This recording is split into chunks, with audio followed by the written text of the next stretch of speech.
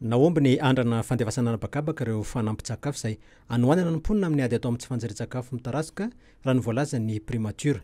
Andrana izay natao amin'ny tobo fanjari-tsakafo ifotony ao Lanakasy, distrikan'ny Vondrosa, any amin'ny commune Mahatsinjo ny marimarina kokoa ao amin'ny faritra Atsimo Atsinanana. Nahafana anjara Plein Pisop tamin'ireo fokontany miisa 10 any amin'ny toerana sahabo 7 km miala avy ao amin'ny distrikan'ny Vondrosa ity sidina voalohany tanterana tamin'ny alalan'ny fitaovana drone taktika izay miisa roa ity hoy ny fanazavana izay netiny teo anivon'ny primature.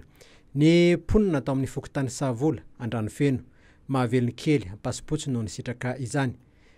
Amita sidina misy 10 isam-bolana izy ireo ary afaka mitondra entana milanja 70 kilao isaky ny sidina iray amin'izany. Nikadina atao Sainte-Marie nanomboka omaly ariva ny sambo mpitondra mpizahatany MV Europa izay nandalo tao amin'ny nosy Maurice. Misa 730 ny mpandeha no entin'ity sambo ity.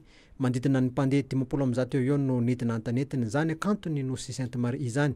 Tao amin'ny seranatsambo ny Barakoa ao ambody fotatra ao no Sainte-Marie ihany moa no niantsona ity sambo goavana ity izay tsy hainain'ireo mpikarakara manokana ity dia ity sy ireo mpitaridia ary ny ofisin'ny fizahantany any an-toerana. Isan'ny toerana izay notsidihan'ireo mpizahantany ny cimetière des Pirates. Tao ihany koa ireo izay nanaroatra ny torapasiky ny nosy Sainte-Marie. Tao reny Sainte-Marie moa dia niazo en Tanzanie ity sambo goavana ity. Famatsimbola mandidina ny 520 tapitrisa ariary na 5,770 euro ny vola nomeny gouvernement japonais ny université n'Antananarivo mba hoentina navoazana ny tranobe ny haino amanjery sy ny fampitaovana ny laboratoire fianarana teny sy kolontsaina japonais. Tsy ivana fa tamin'ny taona 2012 no nijoro teny Ankatso ny fampianarana teny japonais. Manantena ry zareo japonais va hitondra ny anjara birikiny amin'ny fanatsarana ny tsolo fianarana ity teny pirenena ity ny tetikasa ka tanjona araka izany ampitomboana ny sampianatra hianatra ity teny pirenena ity eny amin'ny université n'Antananarivo. Tavaverina eto Madagasikara indray le sambo Merci Chips izay mitondra mpitsabo sy mandray marary ao Toamasina. Tsy maintsy nisitaka moa ity sambo ity ny volana desambra teo noho ny fikarakarana ara-teknika izay tsy maintsy natao taty Afrika Atsimo. Akafaliana tanteraka no niraisan'ny mponina ny fahatongavan'izany sambo izany nanomboka omaly alarobia.